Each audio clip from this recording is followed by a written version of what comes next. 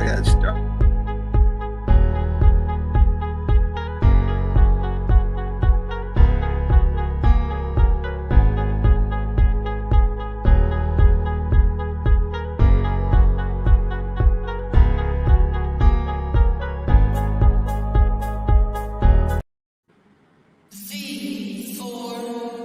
Like, you see guys like Canelo who get no credit. Started off as mainly at welterweight, or maybe a couple fights, was dominant at junior middleweight, but has jumped when as high as light heavyweight to beat a very good fighter.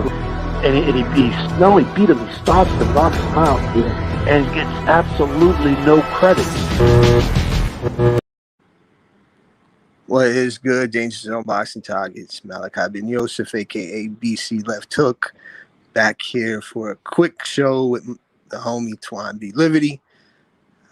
Twan, let's jump right into our topics tonight. Let's start off with that's the wrong one. Let's start off with the big fight over this weekend, and that was Shakur Stevenson taking on the champion Jamal Herring. Amazing performance from Shakur. This is the type of performance that a lot of people, including myself, have been waiting to see from him, and he did it against a quality opponent in a very impressive manner.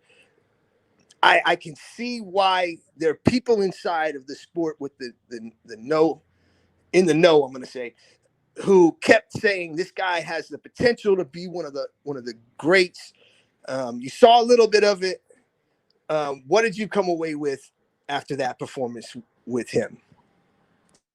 I mean, I think we both predicted that he would win. We predicted a UD, so I was definitely surprised by the stoppage. So, I mean, I definitely took that away that, he could win by accumulation. As far as the victory, I mean, I'm not going to put it that high up yet. Jamel Herring, he finally won a fight against the champion, which is something he wanted to do at 126. So, I mean, he accomplished his goal. He's definitely a titleist now at the 130. And, I mean, I think they have him atop of the 130 rankings as far as Ring Magazine after that already because of what happened with Oscar Valdez and his whole PED issue. But, I mean, I was definitely impressed with the victory. I still think he's probably one of the most talented of this crop or this era as far as the guys under 25. You got to think he's just now turning 24, so he's definitely he lived up to a lot of the hype that's been given to him. That's what I'm saying. Like, for me, you saw what he has lacked, and that was he was super aggressive in this fight. I love his mentality, the way he took it to the champion. Hats off to him. Continue. I didn't mean to cut you off. I just wanted to throw that out there. Yeah, I mean, every time we thought Jamel might have an answer, or when he would try to put Shakur on the back foot, Shakur had an answer. And Jamel never had an answer for that for the lead right. The right hook, he just couldn't see it coming. You saw the swelling under his eye, the cut. It eventually played a part in the fight, which has been something that's, I guess, been part of Herring's previous fights as well. If you look back at Akendo and other fights, he's been cut in that area. But, Shakur definitely lived up to expectations, man. You can't take nothing away from him. You got to think he put up a pretty good victory. Their numbers were significant as far as viewership, thanks to the lead in by My Crimson Tide. I must add that in. So, I mean, it was a successful night. I think people are looking forward more to what we could see next from him because, we weren't expecting that stoppage from him against a quality opponent like Herring. In fights where he's been known to disappoint people because of performance, this is one where he went above and beyond, and showed people his skill set, then had to put him on his back to get the KO. So, I mean, I'm definitely impressed and look forward to seeing what's next for him in his career. I know he wants to go into Valdez next, and hopefully that fight can happen in the unification. They're both under the same stable. Agreed. That's an outstanding fight. One I'd love to see personally. So what about the loser in this fight, Herring? Do you still see him as one of the top potentials, and do you see him capturing another belt in the near future? I mean, I like Jamel as a person. I think he's actually an overachiever. You know what I'm saying? So for him to be a world titleist, you can't take nothing away from him. You know, because he's had some downfalls in his career, such as the fight to Dennis Shapovalov. I forgot who else he lost to when he was at 135, but he was able to revitalize his career at 130 under Bomac, and he's the overachiever in my opinion. But he's at 35 in that weight class. I'm not sure what else to expect from him. There was already talks of him moving up to 135. So, I mean, I wouldn't expect him to be a title holder at 135 either. So I think this might be the end of it as far as his championship aspirations. But I definitely think he deserves, some more money matches or some more big fights. So I'll give him that. I definitely think he deserves another big title fight. I definitely expected a little bit more as far as the competitive side, but it just seems like he was never able to get going, or he was lacking the confidence even from round one. We said on our show that he needed to crowd Shakur and not try and outbox him. He needs to try and make it a physical fight, and it took him a while to get going. And he did show that in spurts that he was able to make it physical, but Shakur was able to match him and show that he could be physical as well, which is something we haven't necessarily seen from him. Agreed. What did you think of the stoppage? I've seen a lot of criticism from some people saying it might have been too early. Because it did appear Herring was fighting back a bit. He was catching a lot of clean punches, though, not defending himself well there towards the end. Were you good with the stoppage? Yeah, I'm perfectly okay with the stoppage. He was staggered a little bit, but I think he still had his wits about him. But it's the point that he couldn't see anything coming, and Shakur was giving him an onslaught to where he wasn't necessarily throwing back the way you would like. So, I mean, I had no problem with the stoppage. I would say it's one of the better ones, cleaner ones that we've seen. Definitely nothing controversial about it to me. Agreed. All right, moving on. There was some news dropped out. It is Chris Eubanks Jr. Has offered a fight to Liam Williams. Says the promoter will wait and see if he really wants it. They also expressed an interest for May 2022 in fighting Triple G. That's quite a ways off. What do you think of this fight? Should it get made? Honestly, I wish Eubanks Jr. would fall off the face of the earth, man. I'm kind of sick of him. We thought we would possibly see a clash for a title against him and Jamal Charlo. That seems to be a dim since he's going over to a new promoter and left the PBC stable. And now he's doing this domestic level shit, against guys like Liam Williams. Nothing against him, but I mean, it just doesn't move the radar for me, especially in wanting to see him against a guy like Triple G. With that being said, I think that if Triple G took that fight, that would be awful as well. I'd be dogging both of them. But we've wanted to see Eubanks Jr. in a high-profile fight as far as a title fight. He's failed in his previous attempts to beat the best of the best, against Billy Joe Sanders and what's his name, George Groves. He failed to live up to expectations or put up a good performance in those fights.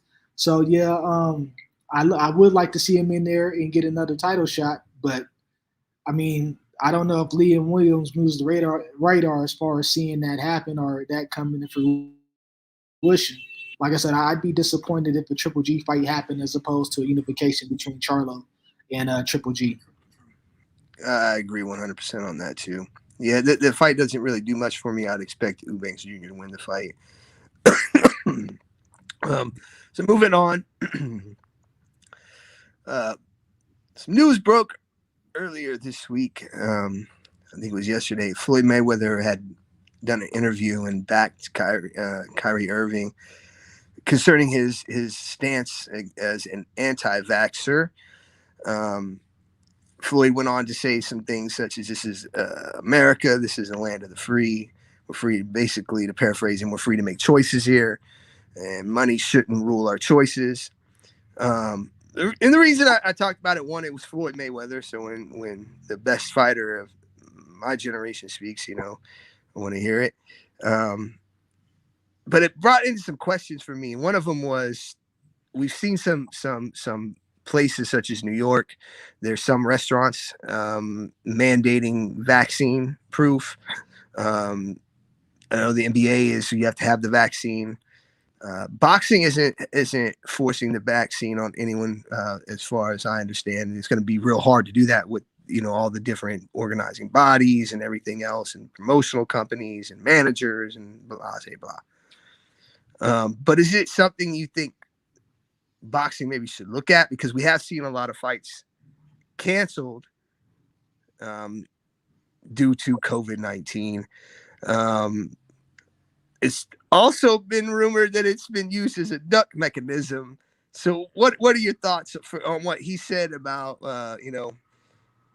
I actually agree with him. I don't think that, in my opinion, we should be forced to take a shot if we don't want to, right? This is America, as he said, the land of the free. So I do agree with him there.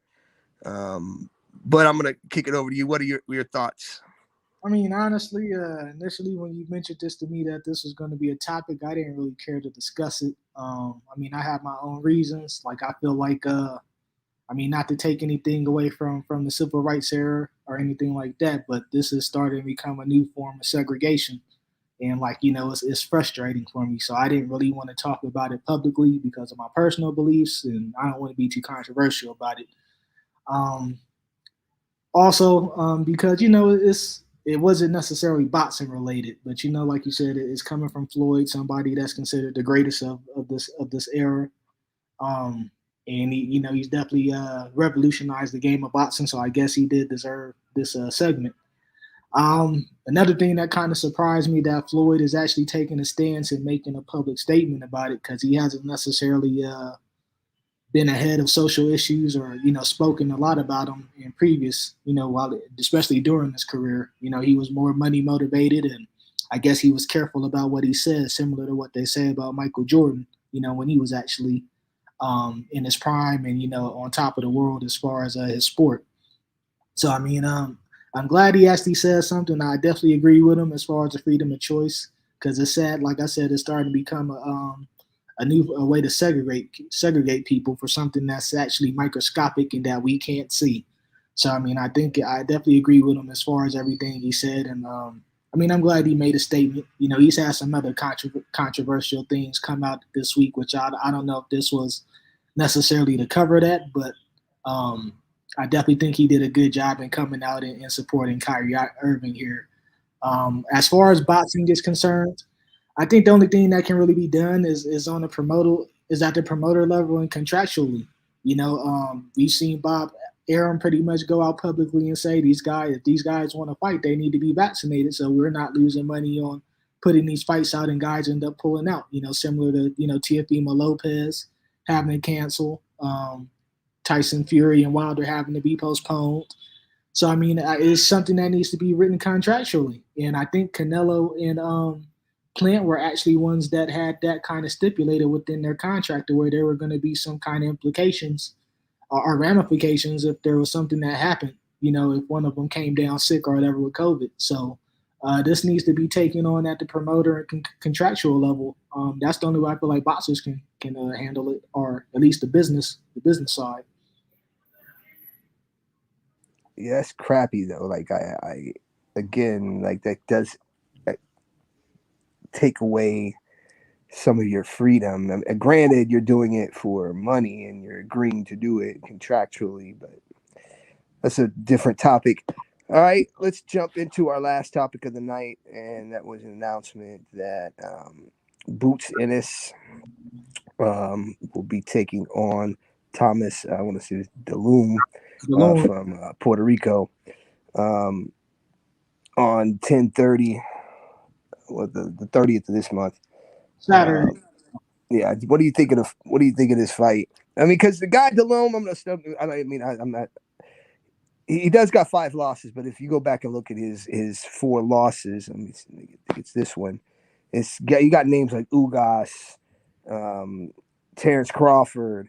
You got what's it kid James? He's a I think he's a WBA regular world champion. He was the interim titleist before the whole mix-up. Yeah. They elevated him, right? No, Like, he's not. I don't think. Nah, he's not anything now. They took away his interim belt and he's in this little tournament they got. I just seen he's getting ready to fight soon because I just seen him. They're like promoting it as he's something.